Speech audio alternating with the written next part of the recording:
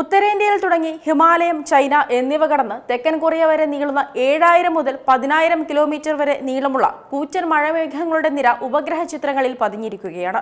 2026 തെക്കു പടിഞ്ഞാറൻ മൺസൂണിന്റെ ഏറ്റവും ശക്തമായ ഘട്ടത്തെയാണ് ഇത് സൂചിപ്പിക്കുന്നതെന്ന് കാലാവസ്ഥാ വിദഗ്ധർ പറയുന്നു. രാജ്യത്തിന്റെ വിവിധ ഭാഗങ്ങളിൽ ശക്തമായ മഴയാണ് ഇപ്പോൾ ലഭിക്കുന്നത്.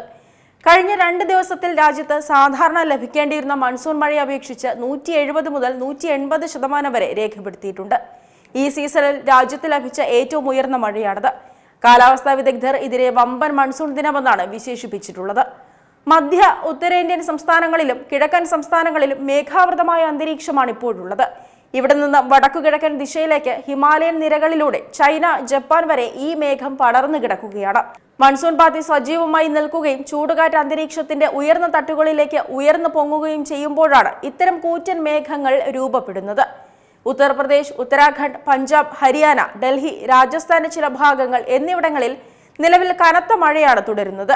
ബംഗാൾ ഉൾക്കടലിൽ രൂപപ്പെട്ട ചക്രവാത ചുഴിയുടെ ഫലമായി കിഴക്കൻ, വടക്കുകിഴക്കൻ സംസ്ഥാനങ്ങളിലും മഴ ശക്തമാവുന്നുണ്ട്. അതേസമയം കനത്ത മഴ വലിയ ആശങ്കകൾക്കും വഴിവെക്കുന്നുണ്ട്. ഗുജറാത്തിലും അസമിലുമെല്ലാം കനത്ത നാശനഷ്ടങ്ങളാണ് റിപ്പോർട്ട് ചെയ്യുന്നത്. വരും ദിവസങ്ങളിലും മഴ ശക്തമായി തുടരാൻ സാധ്യതയുണ്ടെന്നാണ് കാലാവസ്ഥാ കേന്ദ്രത്തിന്റെ മുന്നറിയിപ്പ്. പ്രത്യേകിച്ച് ഉത്തരാഖണ്ഡ് ഉൾപ്പെടെയുള്ള ഹിമാലയൻ സംസ്ഥാനങ്ങളിൽ മിന്നൽ പ്രളയം, മണ്ണിടിച്ചിൽ, വെള്ളക്കെട്ട്, നദികളിലെ ജലനിരപ്പ് ഉയരൽ തുടങ്ങിയ അപകട സാധ്യതകൾ നിലനിൽക്കുന്നതായി മുന്നറിയിപ്പുണ്ട്. വരും ദിവസങ്ങളിലും രാജ്യത്തിന്റെ വിവിധ ഭാഗങ്ങളിൽ മൺസൂൺ സജീവമായി തുടരുമെന്ന് അറിയിപ്പിൽ പറയുന്നു. ഏഷ്യൻ ഭൂഖണ്ഡത്തിലെ കാലാവസ്ഥാ വ്യതിയാനങ്ങൾ പരസ്പരം എത്രത്തോളം ബന്ധപ്പെട്ടിരിക്കുന്നുവെന്ന് വ്യക്തമാക്കുന്നതാണ് ഈ കൂറ്റൻ മേഘനിര.